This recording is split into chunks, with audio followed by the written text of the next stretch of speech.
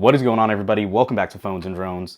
So if you guys can believe it, it has now been 2 years since we took delivery of our refresh Model S. And at this point, it's just called the Model S. We don't even need to refer to it as the refresh anymore. But kind of similar to how we did our initial 1 year later review, we are back and going to talk about the second year of ownership on this car. Some things have definitely changed since that initial video, but a lot has stayed the same. And one of the main pieces that have remained is just how fun of a car this is to own. From everything from just the funness of the drive to the low maintenance costs to really just how happy we are to have the vehicle. We're going to jump into that, talk about it all in this video as well. Make sure you guys comment down below. Let us know if you have any questions 2 years later or what you want to see in year 3 video coming out next year, or even just another video we'll do down the line. Aside from that though, we're going to jump in the car, take it for a drive, discuss FSD that we do now have that we didn't back in year 1, and what kind of cost we've had in these last couple of years.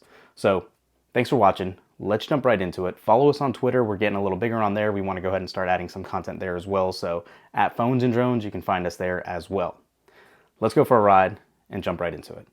So kind of exciting today, 2 years later since we got our Model S. Like I said, we have a lot to go over. Let's jump right into it, starting with performance. As you guys know, this is one of the most fun and exciting cars I've ever used, and it is still fun to this day to drive. No, you don't get tired of it. The funness of it is always still there, that instant torque. Tesla quotes this with having a little over 600 horsepower, but as they've traditionally done in the past, I feel like this is still quoting it at a little bit of an understatement. I'm sure it's actually a little closer to 700. If somebody was to dyno it, I'm sure that's what it would show.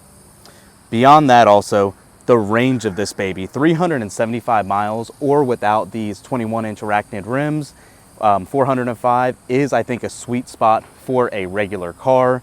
260, 300 might be a little low because the true life range is definitely not close to that. Unfortunately, we're seeing much more closer to actual driving distance of about, maybe we'll say 250 or so, about 100 less than what you would expect normally, but it's just something to keep in mind. One thing that does keep always getting better with this is the software updates.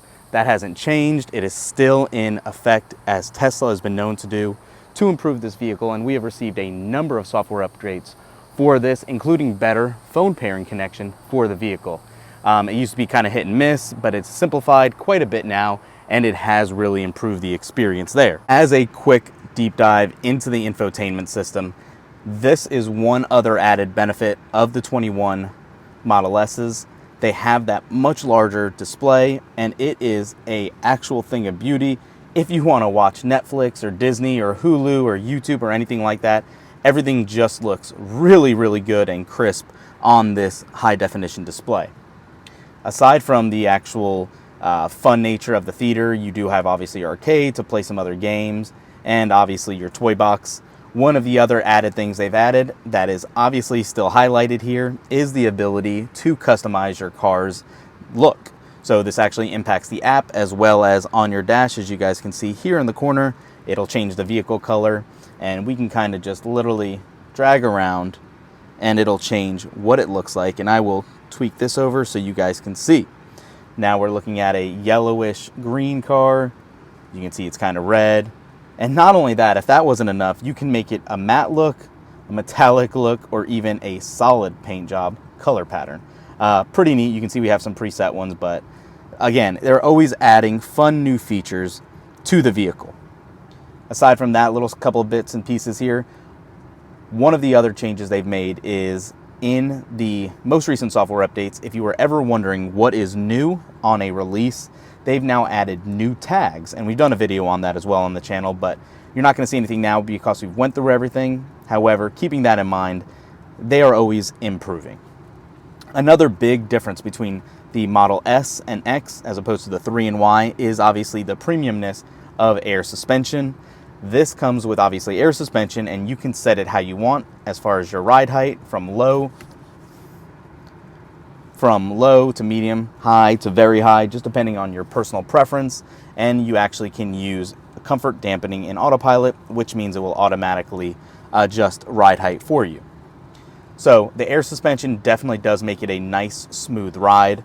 One of the other differences that really is an understated feature is the double pane glass that has now come to the Model 3 and Model Y, but also in the headrests, and I will rotate this for you guys, right over here on both sides on the driver and passenger are active noise cancellation speakers. You can actually hear a slight white noise to, again, assist and help even further with the noise cancellation from the road due to not having an engine sound.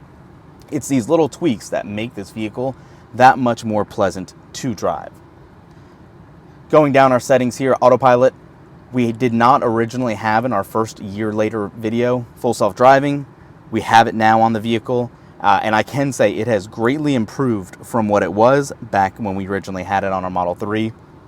I still think that it is not quite where it needs to be. However, it has greatly improved. It's much more assertive, and Tesla does keep innovating in that category to make it truly autonomous. But again, I don't think it's worth the $15,000 or $16,000 price point that it is currently at.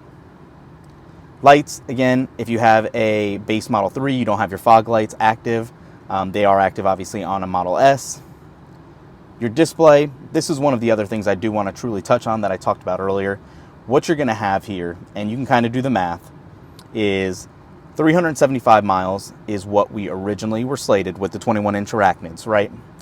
We currently have, and let me again pivot for you guys, 71% battery left, which is going to equate to 253 miles.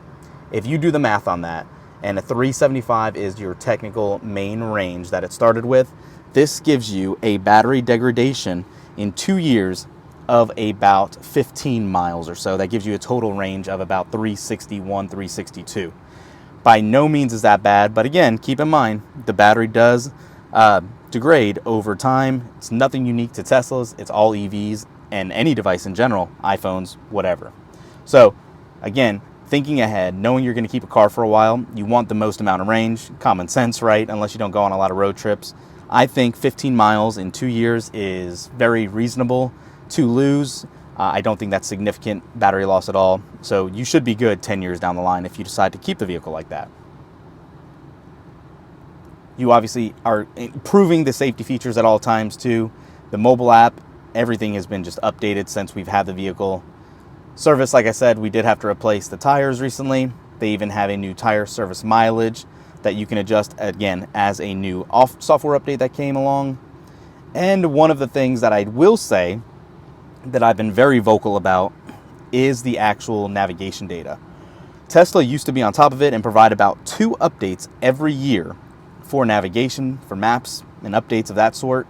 We are beyond halfway through 2023, and we are still on North American Maps 2022.44. So basically, the maps have not been updated since the 44th week in 2022. That's over a year ago from now. It's the beginning of August, so that's pretty crazy that we're using such outdated mapping data, especially with how much now more full self-driving correlates with GPS location. Things are popping up all the time. Construction's rampant, at least in our area as well. So that's a little disappointing. We haven't got one update yet. Hopefully we'll see one in the near future. But again, just a little nitpick that I have. A big call out now is since this new refresh Model S came out 2 years later now, there is some new competition in the form of EQSs and other vehicles as well. But for the performance and the value, you still cannot beat what you're getting with a 2021 plus refresh Model S. This is definitely one of the most exciting and fun cars to drive for the price for performance, and I still stand by that today. You do have some other maintenance costs that come associated with it, but it is in no way, shape, or form significant what you would have in opposed to a gas car. So the only maintenance we've had, we actually just had to replace our 2 rear tires.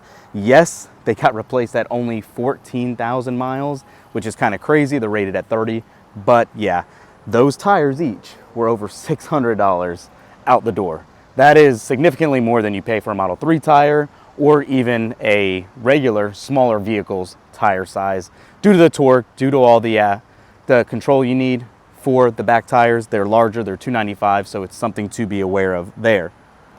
The big thing that always comes up when you're talking about Teslas and road tripping and long range vehicles, 375 miles for a road trip is good, but it's not great. It is a gas equivalent, I would say.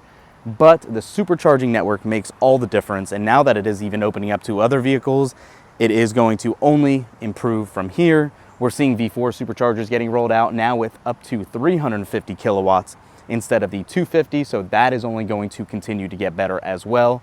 But keep in mind, as they do grow the network, more vehicles will be using it. It could be somewhat of a hindrance trying to get your car basically charged up. The beauty is you can still home charge, which is what we've done 95% of the time, unless on road trips, and it is sufficient enough to have done within an overnight charging session. Aside from that too, interior and infotainment aspects. The interior of this, we've had the white Model 3 seats, and now we've had the cream colored beige interior seats on the Model S, and it definitely holds up over time and is much, much nicer than you would assume for it to hold up after a couple years of usage. There's a lot of concern about Tesla's QA and all that. Luckily, I'm happy to say, aside from one little nugget that we had from a rock chip up front, the QA on this vehicle is great. No panel gaps. Everything has looked as good as what you would expect paying this amount of money for a vehicle.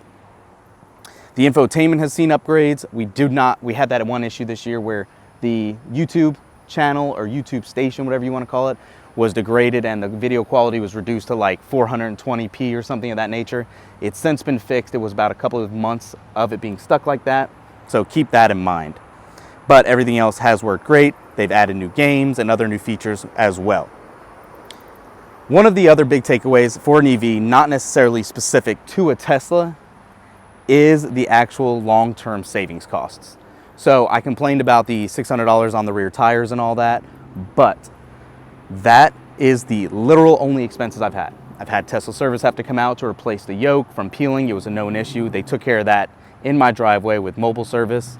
I had an issue with one of the handles on the Model S popping out and not being flush. They came right out, fixed that as well. Zero money out of pocket. Aside from this, guys, what do you think? Are you excited? Are you picking up a Model S? I really want to know in the comments down below how sold you are on these vehicles. Is it worth the price point? Obviously, one big change from our prior video too. We said that it was an appreciating asset due to COVID and how it really kind of flipped the car market, the used car market, upside down. That is not the case anymore. We are back to this being a truly depreciating asset, as any vehicle would traditionally be. So what do you guys think? If you can get one about 80, 90,000, is it worth it? Are you buying this over a Mercedes or actually over, you know, a Rivian at this point or any other manufacturer? We're about to see a lot of change in the next year with the North American charging standard and a lot of other vehicles taking advantage of the supercharging network, which is one huge selling point because you know the uptime on the superchargers are much better than Electrify America and all these other competitors out there. So I think this gives a, you know, level playing field to a lot of manufacturers. If they can figure out how to be more efficient with their batteries and how much it uses, how much energy it uses per mile, Tesla could be, you know, achieving their goal and getting to the point where they are improving and increasing the electrification of vehicles in the US, which is their goal. So the market share might drop. Let us know in the comments down below. What do you guys think? We wouldn't change anything from our purchase of the Model S. We love it. We're going to keep it for a while. Let us know what you guys think. Are you picking one up? Thanks for watching. We'll catch you guys in the next one. Peace.